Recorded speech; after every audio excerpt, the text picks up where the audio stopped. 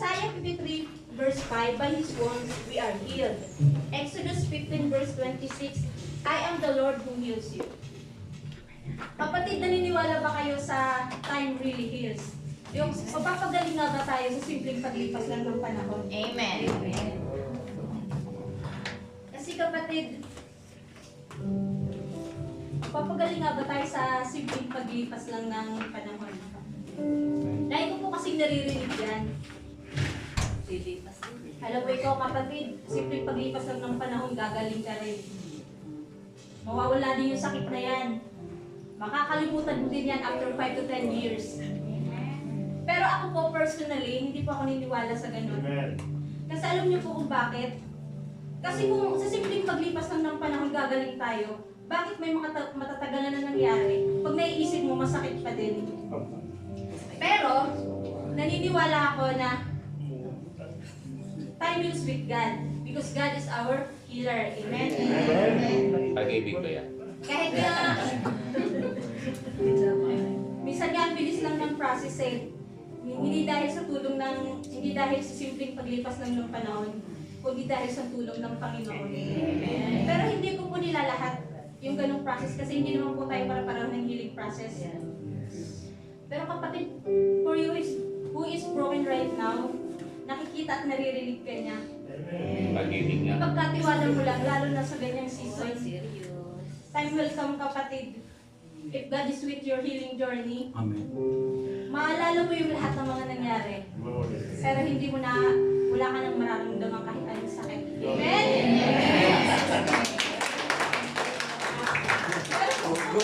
Bago ko i-turn over to sa worship ministry, gusto ko muna i-welcome yung isa nating kapatid, si Rosel Magno.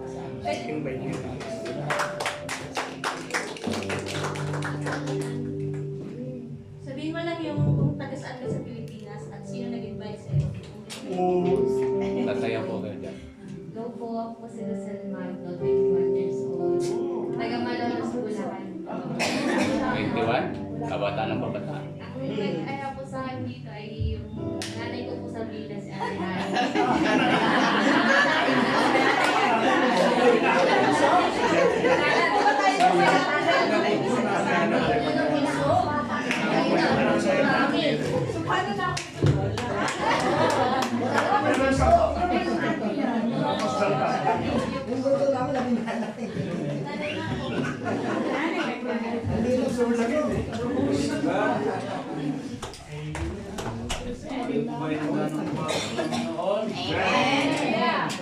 So with the shirt, napurihin siya, di ba po?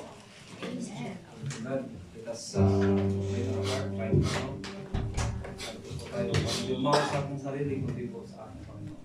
So we can, are you ready to dance and sing? Okay, God, Jesus.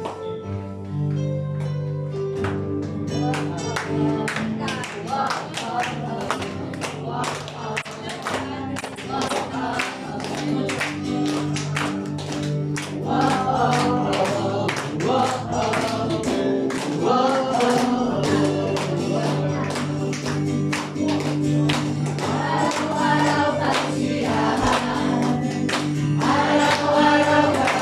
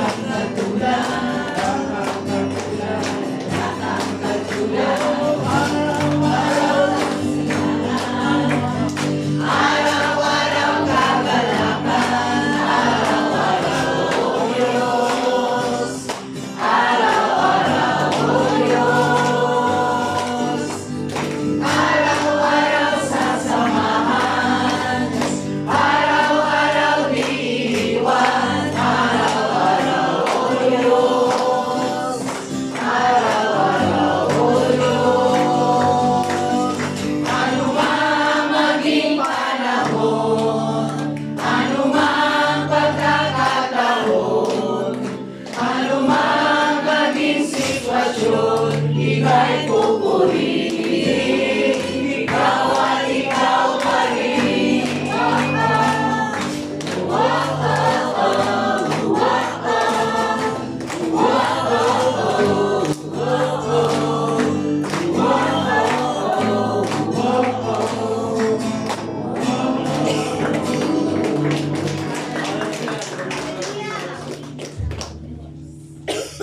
Maraming salamat po sa mga ito. Dahil sa nas ko lang po sa akin siya sa inyo. Papala sa akin ng Panginoon, magpapala doon pa. Just power faith. Lord, maraming salamat Panginoon sa mga ito. Sa pagkagaling ko yung tinawag. Tinawag mo kami, Panginoon, hindi lang po sa aming sarili. Hindi po sa inyo, Panginoon. Sinabi mo po nga, Panginoon, sa iyong Bible verse. Joshua 9, be strong and courageous. I'll be with you. Lagi po na isang kasama. Kahit po nasa ang kapaguran natin, ibaliwala. Pag nagpupuri tayo sa Panginoon. Ang mga pagsubok na yan ay mawawala sa pamamagitan ng yan. Lord, salamat sa iyo. Narito kami ngayon. Para magtiwala sa iyo, Panginoon. Nagtitiwala kami. Pangalan mo.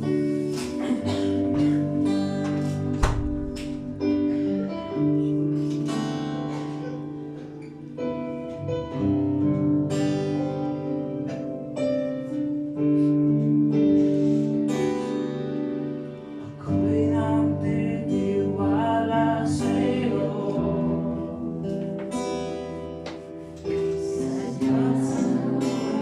Gagaling sa iyo. Ako'y nagtitiwala sa iyo.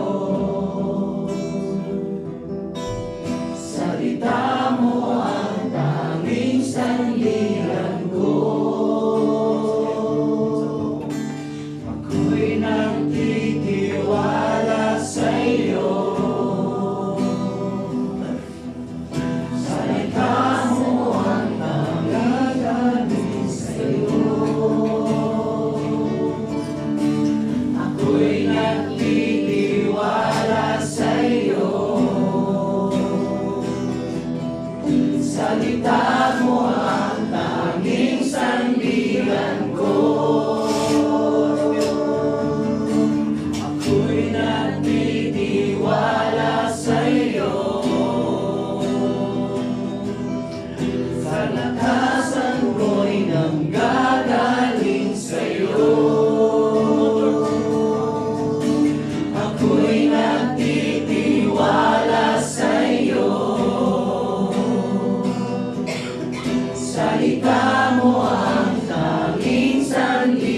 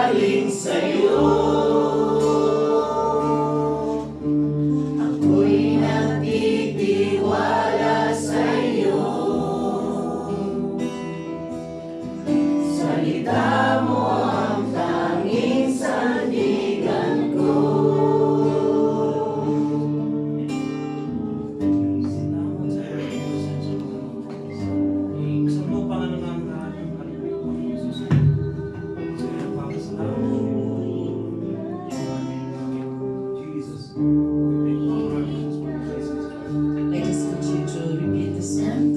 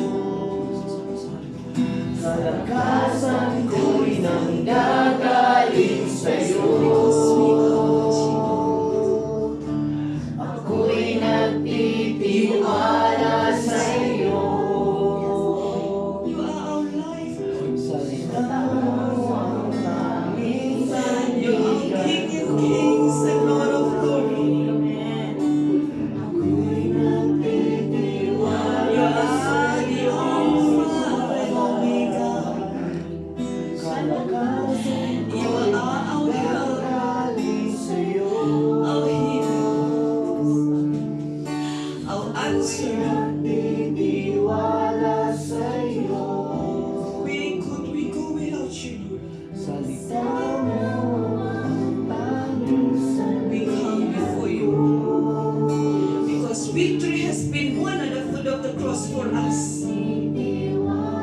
There is no other way, Lord, but you alone, our shepherd. The Lamb of God, the Lion of Judah. You are our only answer. You are our only hope. You are our only way. You are our only breath. There is no other thing, no other way, Lord.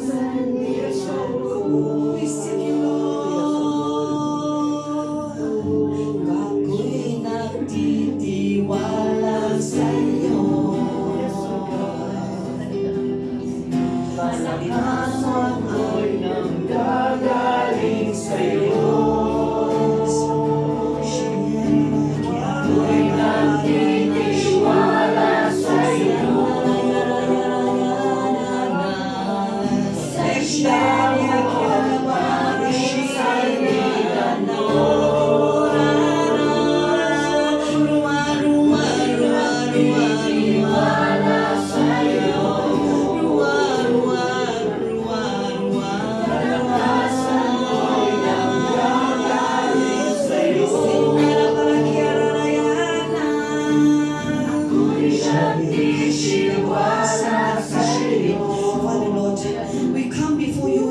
Because we are perfect, Lord. Because we seek you, Lord. Our heart is full of burdens. Our heart is full of brokenness. Whoever you are, Yes, O Lord. Jesus loves you. Your burden, He hears you. Yes, O Lord. You are here today because God is telling you, do not give up. Focus on me and me alone.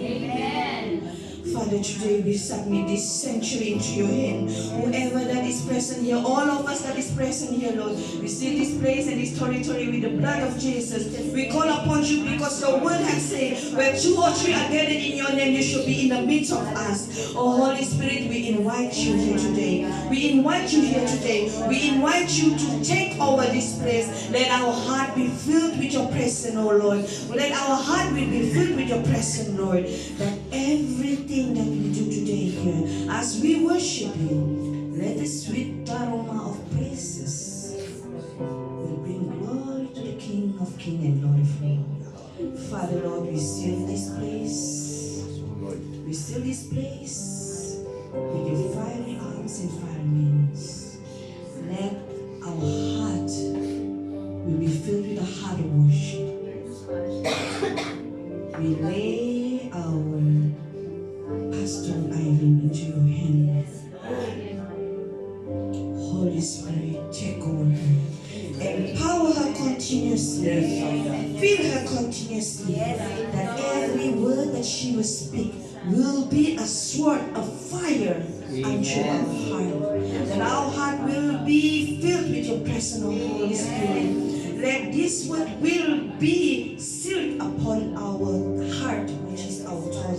Let this word that we will learn today will remain with us as we continue our next journey, our next level of life. Oh, Holy Spirit, take over Pastora. We seal her with your presence. We seal her with your presence from the top of her head up to her soul. Fill her continuously. Empower her, Lord. Lord, that every word she speaks, let it be from heavens. Yes, O Lord. And every heart that is here today, we know that your heart is burdened. We know that your heart is hardened. We know that you are carrying a burden. You are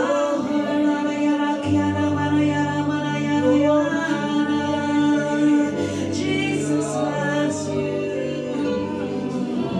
Jesus loves you. Let healing take over. Let healing take over. Yara yara kiara yara puara ya puara na kiara. Puara kana mara yara yara mara yara kiana. Open our hearts, Lord. Yes, O Lord. Open our spiritual eyes. Open our spiritual eyes. Let our heart will sing with your presence. Will our heart love with your spirit blessing. We exalt your name. We magnify you, Lord.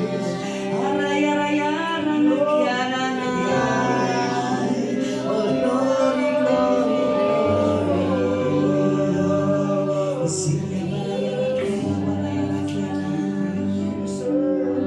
Thank you, Lord. You say with 2 or 3 are gathered in your name, you should be in the midst of us. We thank you for the angels that you already prepared, standing, surrounding us, protecting us. Thank you, Holy Spirit, that you're moving within us. Any spirit that is not of yours, we break it and we command it to go in the name of Jesus.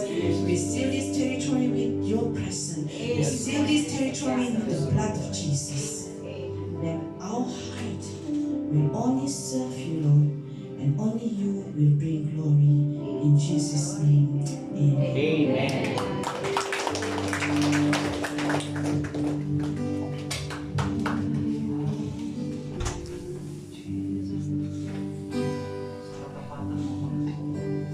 Galing sa'yo.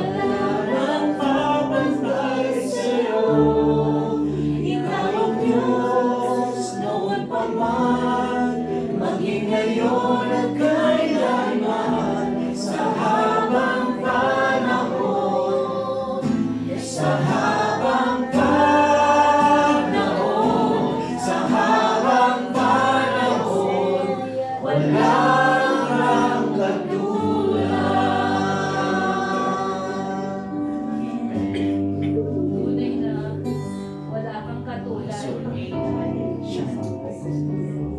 Ang pag-ibig mo ay hindi nagpapalit. Kahit na nung panahon na kami makasalanan ka, sinahal mo na kami. Ibinigay mo ang iyong buktong na anak. Sa ikapapatawad ng aming mga kasalanan. At sa patuloy na pagkakasala namin, patuloy mo kaming inaabot. Patuloy mo kaming minamahal. Patuloy mo kaming patatawarin. Kung kami nalapit sa iyo na may pagpapakong kapatid. Ginoon, you are the God who is forever faithful. Even we are faithless, you remain faithful because you cannot deny yourself and your character, O Lord God, that forever you are good and your goodness endureth forever. Thank you for that wonderful, what an awesome heart that you have for us, O God, that you call us your beloved. Thank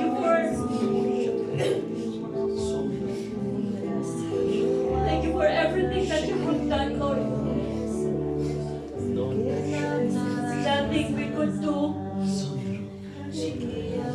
to be forgiven, Lord. You have done it yourself, Lord. Because we don't know how to ask for forgiveness. You have done it, oh Lord. But today, you wanted not a modified heart, but you wanted a transformed heart. A heart that longs for you. A heart that loves you. A heart, Lord, that listens to your heart. Lord, today, may I ask, Lord, that you open the eyes of our faith, open our ears,